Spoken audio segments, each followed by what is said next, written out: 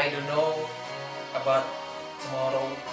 Suatu lagu yang sangat menginspirasi, yang ditulis oleh Ira Epstein tahun 1914, mengingatkan kita bahwa kita sebagai manusia tak tahu akan hari esok.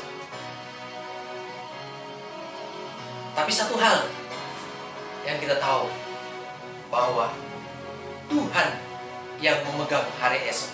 Tangan Tuhan yang memegang hari esok. Selamat hari Minggu. Salam sejahtera bagi saudara sekalian. Selamat beribadah online bersama dengan saya, Pastor Hendra Sijabat. Kita akan mendengarkan firman Tuhan pada saat ini. Kiranya menguatkan kita. Yang saya kasih judul, I know who holds tomorrow. Saya tahu siapa yang memegang hari esok. Kita baca firman Tuhan dari Yakobus pasal 4 ayat 13-15 berbunyi demikian. Jadi sekarang hai kamu yang berkata, hari ini atau besok kami berangkat ke kota Anu dan di sana kami akan tinggal setahun dan berdagang serta mendapat untung. Sedang kamu tidak tahu apa yang akan terjadi besok. Apakah arti hidupmu? Hidupmu itu sama seperti uap yang sebentar saja kelihatan lalu lenyap. Sebenarnya kamu harus berkata, jika Tuhan menghendakinya, kami akan hidup dan berbuat ini dan itu. Saudara yang kekasih, dari pembacaan firman Tuhan ini ada 4 poin penting yang mau saya sampaikan. Yang pertama adalah kebenaran yang mutlak. Apa itu kebenaran yang mutlak? Bahwa kita tidak lepas dari 3 hal ini, yaitu masa lalu, bisa kemarin atau kemarinnya lagi, lalu hari ini, dan masa depan, hari esok, lusa, dan seterusnya. Kita tidak bisa lepas dari 3 hal ini. Masa lalu, hari ini, dan masa depan. Hari ini adalah besok buat kemarin. Jadi saat kemarin, kita menganggap hari ini adalah besok. Demikian juga besok, ya, adalah hari esok buat hari ini. Kita tidak bisa lepas dari yang 3 ini. Saudara yang kekasih, kita bisa mengetahui masa lalu kita. Kalau kita evaluasi, kita ingat-ingat, bahkan mungkin semua kita bisa tahu akan masa lalu kita. Tetapi kita tidak bisa mengubah akan masa lalu kita. Sudah terjadi ya sudah terjadi. Kita bisa mengetahuinya, tapi kita tidak bisa mengubah. Namun, kita tidak mengetahui akan masa depan. Hari esok, lusa, dan seterusnya kita tidak mengetahui. Tapi kita bisa mengupayakan supaya masa depan kita, hari esok kita lebih baik dari masa lalu. Dengan mengevaluasi masa lalu, apa plusnya, apa minusnya, apa kegagalan kita, itu menjadi modal bagi kita untuk kita bisa memperbaiki masa depan. Apa yang kita harus lakukan hari ini untuk masa depan, untuk hari esok yang lebih baik. Saya kasih contoh yang sederhana. Ada seorang pemuda, dia sulit mempertahankan pertemanannya. Dia selalu membangun relasi, membangun teman. Dapat teman tapi nggak awet, hilang begitu saja. Ya. Seandainya pemuda ini mengevaluasi, ternyata menurut keterangan teman-temannya bahwa pemuda ini bocor mulut. Jadi setiap hal yang diobrolin, yang diceritakan oleh teman-temannya, nanti diceritakan ke orang lain. Kalau yang umum sih nggak apa-apa, tapi kalau itu hal rahasia, itu nggak baik. Nah, jadi teman-temannya juga menjauh dari dia.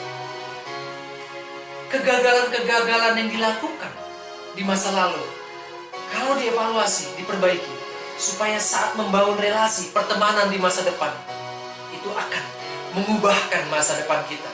Itu baru hal pertemanan, bisa jadi dalam hal pendidikan, dalam hal studi kita, dalam pekerjaan, juga dalam pelayanan kita. Mari kita hari lepas hari, tahun demi tahun, kita tetap mengevaluasi apa yang tetap kita lalui, apa yang sudah kita lalui. Yang sudah kita lalui, kita tidak bisa mengubahkannya. Tetapi hari ini, apa yang harus kita lakukan supaya kita bisa mengupayakan masa depan yang lebih baik dari masa lalu. Itu kebenaran yang pertama. Poin yang kedua yang mau saya sampaikan adalah bagaimana kita sebagai manusia, atau manusia kadang yakin, seyakin-yakinnya pada dirinya sendiri. Ayat 13 yang kita baca tadi berkata demikian. Jadi sekarang hai kamu yang berkata, hari ini atau besok kami berangkat ke kota Anu, dan di sana kami akan tinggal setahun dan berdagang serta mendapat untung. Ayat 13 yang kita baca tadi adalah gambaran dari orang yang yakin pada dirinya sendiri, atau lebih tepatnya mengandalkan dirinya sendiri tanpa melibatkan Tuhan dalam perencanaan hidupnya. Dapat kita bandingkan dalam Yeremia 17 ayat 5 berbunyi demikian. Beginilah firman Tuhan, terkutuklah orang yang mengandalkan manusia, yang mengandalkan kekuatannya sendiri, dan yang hatinya menjauh dari Tuhan.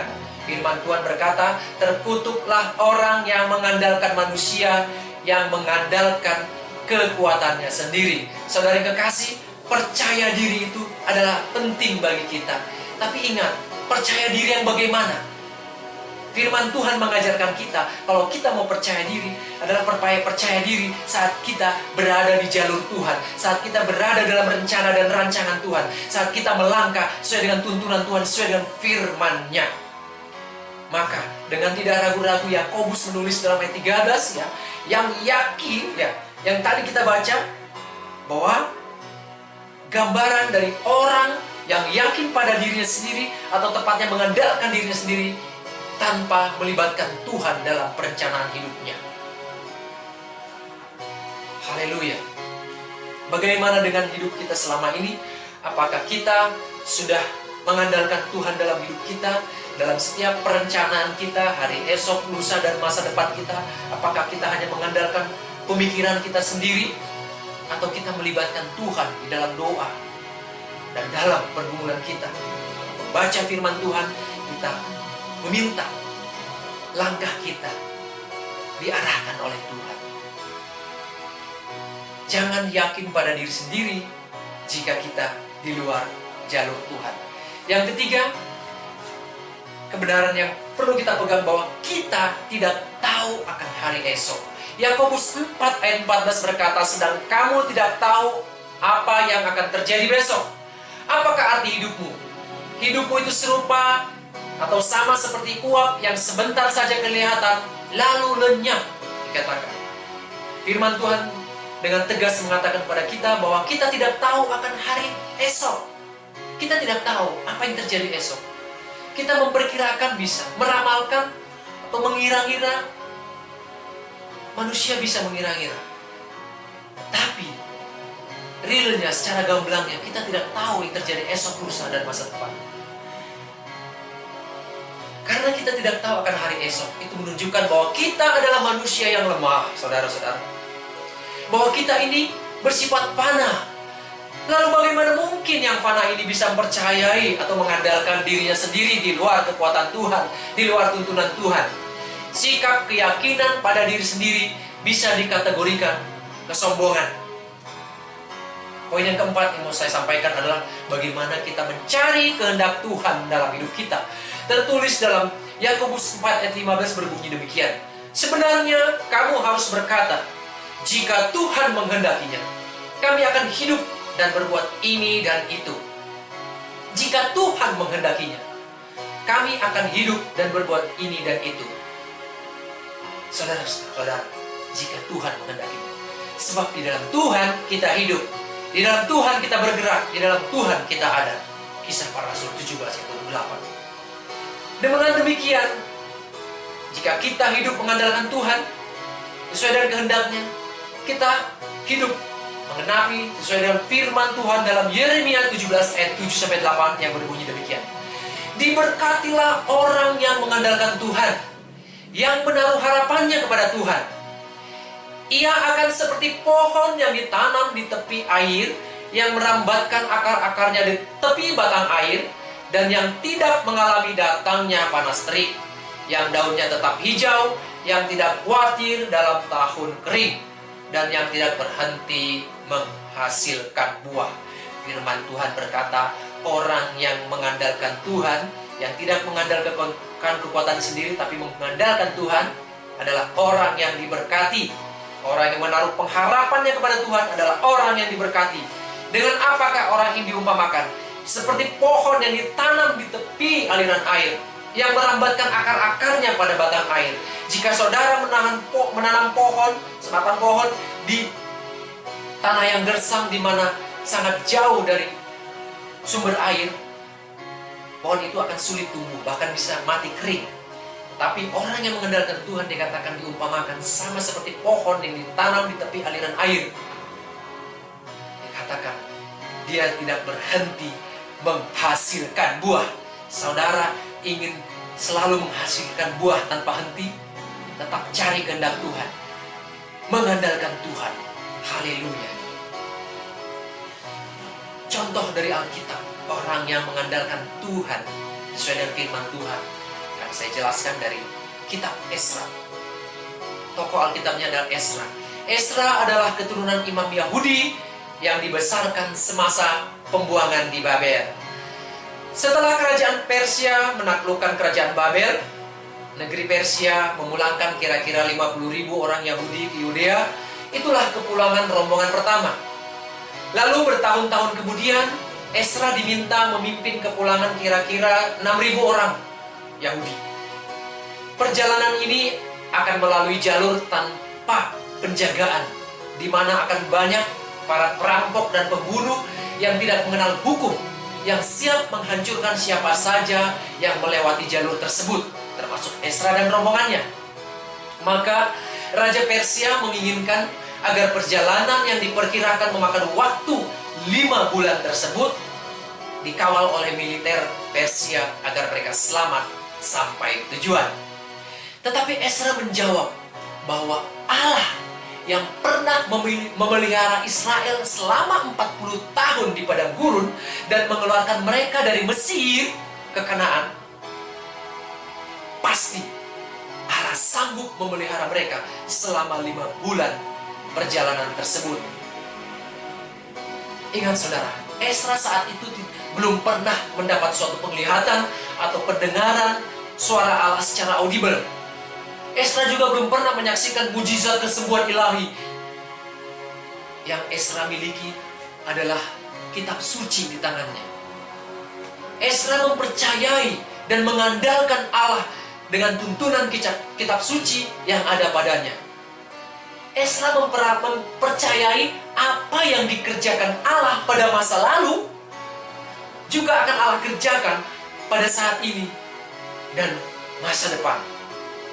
Esra tahu bahwa Tuhan yang memegang hari esok. Dan terbukti, mereka bisa tiba di Yerusalem dengan selamat, baik nyawa maupun harta mereka, tak satu pun yang hilang. Terpujilah nama Tuhan. Lalu apa aplikasinya buat kita, saudara?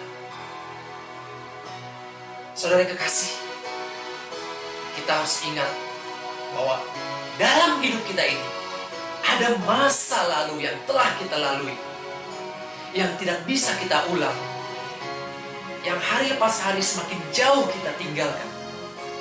Tetapi ada juga hari ini yang sedang kita jalani, dan juga ada masa depan.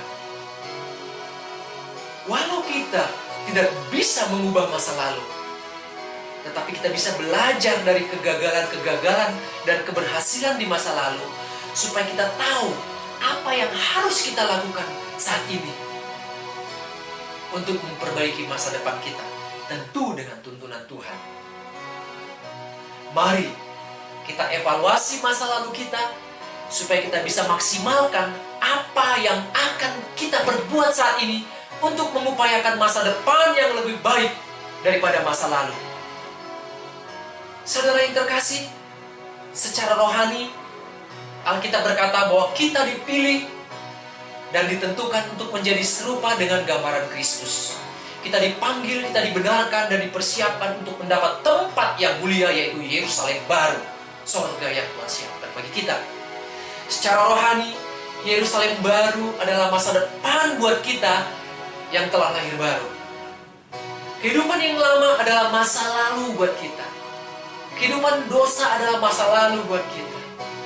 Saat ini apa yang harus kita perbuat supaya saat ini, saat kita nanti masuk ke Yerusalem baru, kita tidak masuk dalam keadaan ala kadarnya atau apa adanya, tetapi kita telah melakukan yang terbaik sesuai dengan kehendak Tuhan, menyenangkan Tuhan. Mari bersama-sama kita evaluasi hidup kita, bersama-sama kita lakukan yang terbaik hari ini untuk masa depan yang lebih baik, baik secara lahiriah saat hidup kita di dunia ini, maupun secara rohani saat kita berkumpul bersama-sama dengan Tuhan dan para kudusnya di Yerusalem baru, di sorga kekal. Terpujilah nama Tuhan. Kiranya saudara yang terkasih diberkati oleh firman ini. Mari kita berdoa. Tuhan, kami ucap syukur buat firman-Mu. Kami diingatkan bahwa setiap hari-hari yang kami lalui, kami tak bisa ulang. Kami bisa mengingatnya, tapi kami tidak bisa mengubahkannya.